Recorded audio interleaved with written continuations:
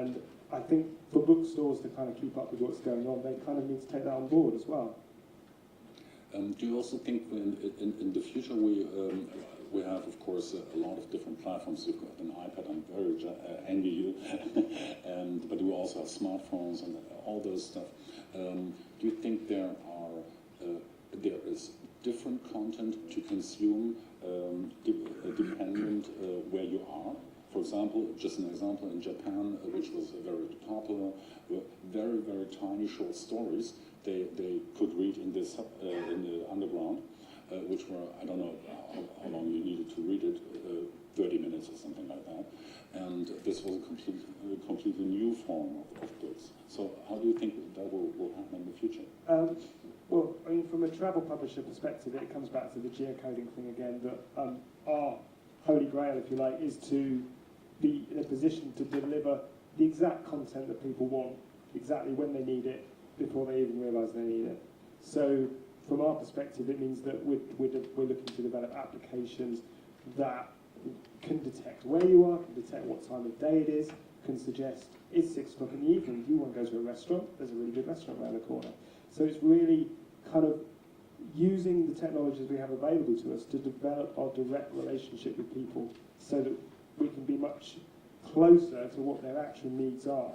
Because as soon as you kind of build that and you've got a lot of feedback and content and information coming from them in terms of how they travel and where they are, and it can really inform your whole product package, if you like, and how you deliver to them.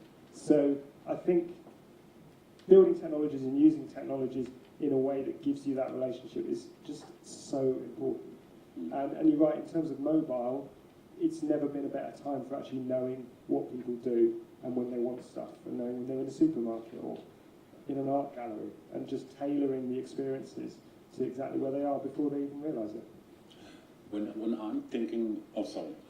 I was just going to say that I think that's absolutely key for educational publishers as well. That I mean, the main thing there is going to be providing learning exactly when the learner needs it, particularly with self-learners. So making sure, first of all, that we've got content that is deliverable by mobile, that is in sort of small enough sections so that you can just, if you're studying and you need to know a particular thing about, say, Coleridge, that you can actually download just a specific chapter on Coleridge and that particular element, or a test of a particular grammar element when you're learning English. So you've got that exactly when you need it. So we need to make sure that we can publish in small amounts exactly the content that the user needs in exactly the form they need it. And that will increasingly be for mobile devices. That's interesting. Of course, I'm a little bit prejudiced when I'm thinking about travel authors. I think about an Indiana Jones guy, with a whip and a hat. When I think about a university, Cambridge author, I think about a professor. But how aware are these authors that they are delivering content also to other media than books? Are they aware of it already, or is it a completely separate division which somehow exploit the content or change the content? It's not universal, but we're very lucky in that we've got a lot of authors who are really aware of what the new formats and new forms can do, and come to us with ideas about what they would, how they think they can use it. So sometimes we do discuss with authors from our own initiative what we think we could do with a particular format. But we're very fortunate that a lot of our authors do come to us and say, I've seen this, I've got this app on my iPhone, I think we could do something much more interesting than this. And so they're actually a real source of ideas for us. That's very encouraging. So the academic author is not necessarily someone stuck in their ivory tower typing on a manual typewriter anymore. When we're talking about pure entertainment, Frank Schätzing or whoever, and compare that to pure entertainment software you have, then of course we have, maybe in the video games business, limited amount of storytelling. We have a Zelda, of course, but we also have a Mario, which is not too intellectual, if I may say that. But it's fun to play, but it's not the real storytelling. It's about not getting hit. So, do you see any chance in the future to do something together with book authors, like enhanced books, or where you can choose your path, as we've seen that in the very first text adventures? I just come from the Gigamaus Award, and Ravensburger won a Gigamaus they got a magical pen, and you've got a book, and the book gives you a question, and you have to answer it by touching the point or the animal or whatever in the book. And this pen does even more, and that was just the first glimpse I had on it. And I thought, well, that's one of the ways we could go also, because of course you can put a book onto the Nintendo DSi XL, and of course you can make this book interactive. We got interactive books right now, for example, Another Code R, I don't know if you know that. But I think it's a difference if you read a book and then you got the opportunity to click in it and have a movie, or click in it and suddenly you have to do a little challenge or whatever. So I think, well, that's not the future which is far away. Mm. So, of course, we have also the situation that the three businesses, movies and games and books, are selling themselves licenses for everything. And but Nintendo is very careful with that. You know, you made a fantastic Mario movie. You didn't do it, but you sold the license, and I think that's about it. That's what he did in the movie business, and that was years ago. What's the reason for that? Why are they so careful about that? I don't think there are real big Mario books or something.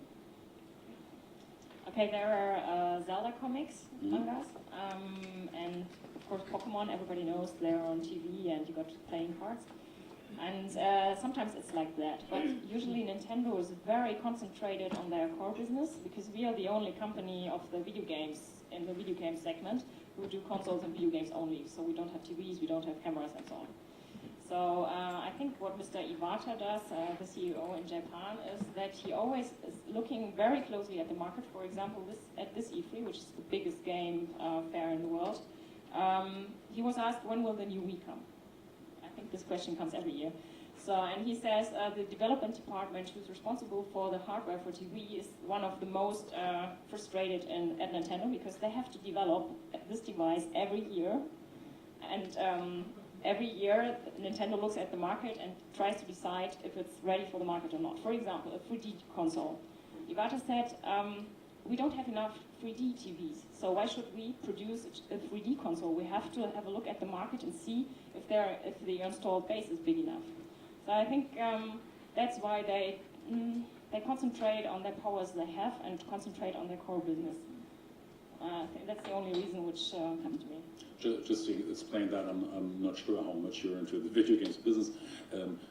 We've got now a big trend in 3D gaming, so stereoscopic 3D gaming, and some companies like Sony decided to go very straight to develop these titles, of course for their own TVs also, so you have to wear glasses and you can see that, and Nintendo decided against that, and they don't support that, and Microsoft with Xbox is able to do that technically, but they don't really push it because of that reason. So just to give you the background, I'm not sure how much you already read about that.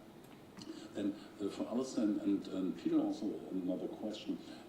I don't know how much share of turnover you have in your companies now with the electronic side, but maybe you can discuss that a little bit, and what do you expect will that be in, let's say, 5 years? So the turnover of products? Of products, yes. How much share of electronic products has a turnover? I mean, I think it is going to grow exponentially. I mean, about 6 years ago, Cambridge University Press decided it was going to move into doing primarily educational materials for primary school children up to the age of about 12.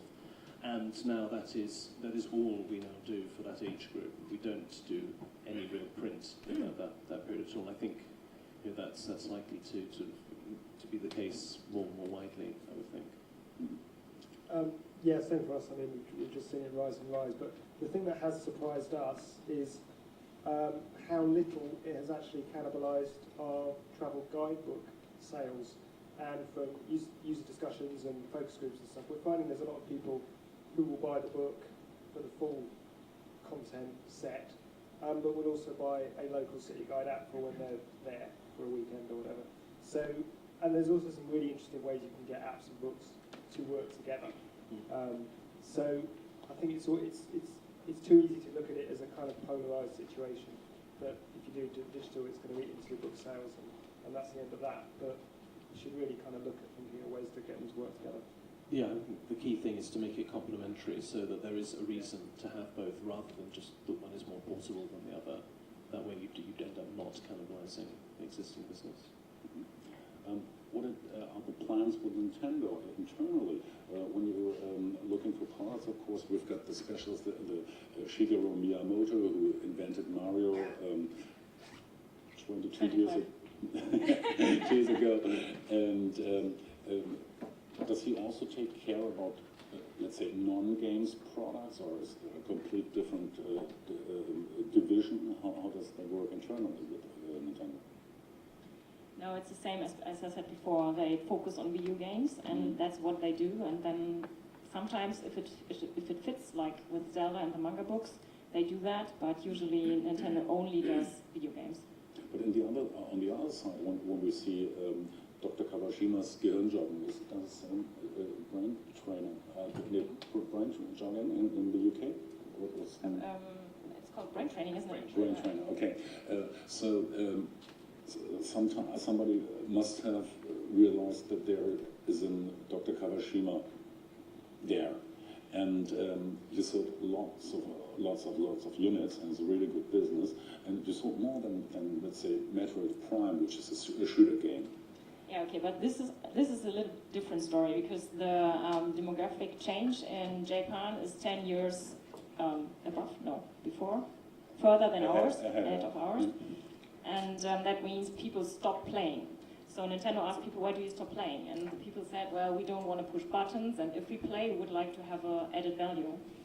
And so Nintendo says, good, we changed the technology, we changed the console, so now you got an interactive surface, a touch screen, and you got voice control, and with the TV console, you can play it by natural movement. Ask somebody, how does Wii work? People will make this immediately. So, but that's, well, technology is one thing, but the concept is more important. So they introduced games which got added value, for example, to improve your mental fitness and to improve your physical fitness. We fit in Dr. Kawashima's Gehirnjoggen. What do you expect will happen at the book fair in the future, or what would you wish to happen at the book fair in the future?